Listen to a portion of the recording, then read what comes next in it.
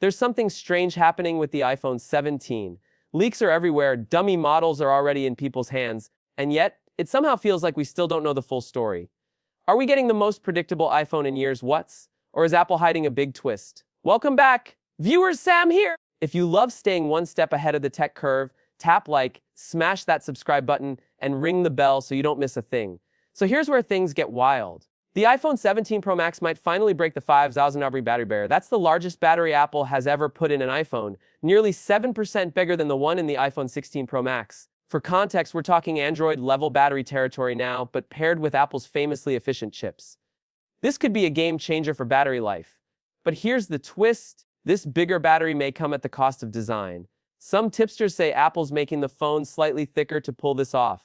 Will fans accept a chunkier iPhone in exchange for all-day power? And that's not the only bold move in the lineup. Enter the iPhone 17 Air, Apple's thinnest, light just 5.5 mm thick. It weighs a shockingly low under 45 grams, has a beautiful 6.6-inch OLED screen, and still manages to pack in a 40MP camera with the new A19 chip and Wi-Fi 7. But there's a catch, it only has a 800 mAh battery.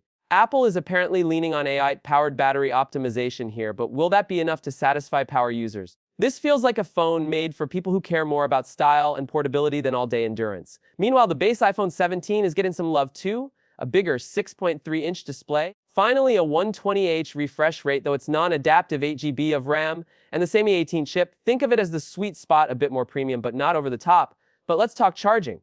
Every model in the iPhone 17 family is expected to MagSafe with Q22, meaning wireless charging speeds could hit a blazing 50W. Oh, and reverse wireless charging. Finally arriving.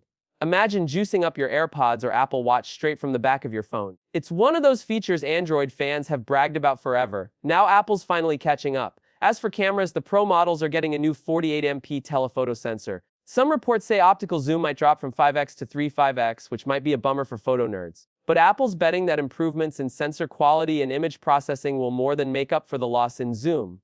We'll see color. Wise.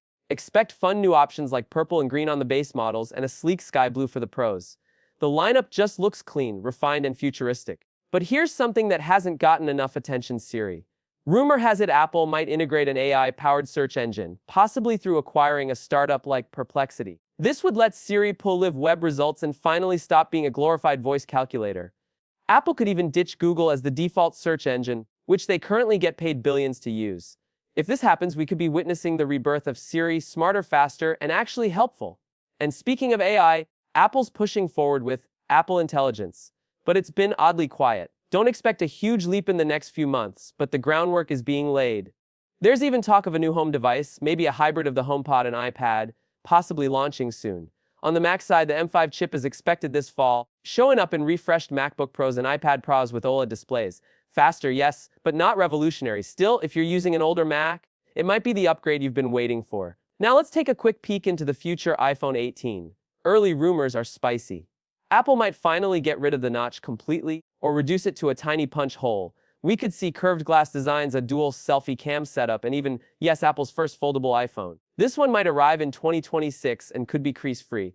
If true, the iPhone 18 could be the most futuristic device Apple's ever released. So, yeah, this year's iPhones are looking solid, but the really wild stuff may just be 12 months away. What do you think? Is the iPhone 17 Pro Max's thicker body worth the battery upgrade? Would you trade slimness for power, or go all in on the Air for that ultra-light feel? And if Apple really buys Perplexity, will you finally give Siri another shot? Drop your thoughts in the comments. I'll be reading every one. Thanks for hanging out today, and as always, I'm Sam. Catch you in the next one. Stay curious.